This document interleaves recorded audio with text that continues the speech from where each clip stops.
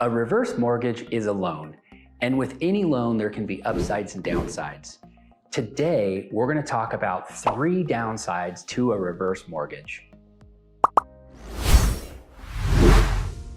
Hi, my name is Brad Lineberger, founder of Seaside Wealth Management, where we help people transition into retirement and stay comfortably retired.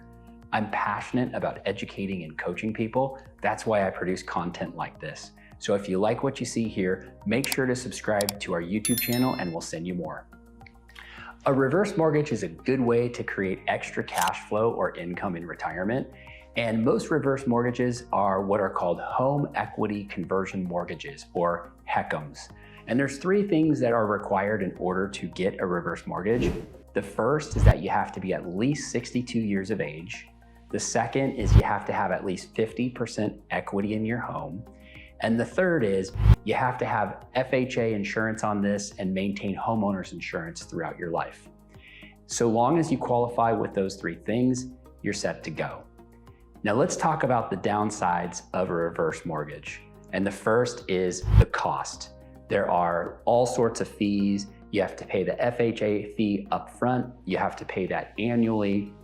There's interest that accrues. These things can be very expensive. And so you need to really look into and understand the details and the fine print of what's in that reverse mortgage if you're going to do it. Now stay tuned to the end where I will give you a tip on if you are going to do a reverse mortgage, something you may want to consider. The second downside to the reverse mortgage is there's no tax deduction or tax benefit to the mortgage. Unlike a traditional mortgage where you can write off your mortgage interest, you get no deduction for the interest that accrues on a reverse mortgage. So it's not as tax efficient as other vehicles. And the third downside to the reverse mortgage is there's a strong potential that the equity in your home will decrease or decline over time.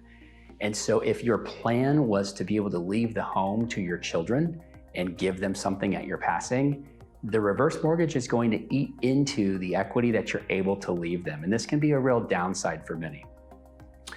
So if you are going to do a reverse mortgage, be very careful to make sure and understand it completely and really know what you're getting into. And if you like this sort of content, make sure to subscribe to our YouTube channel and we'll send you more. Now for that tip I promised. At the end of the day, if your plan is to move forward with a reverse mortgage, consider doing the reverse mortgage earlier while you're younger, even if you don't need to tap into the equity, because that way the amount of money will grow as the equity in your home appreciates over time.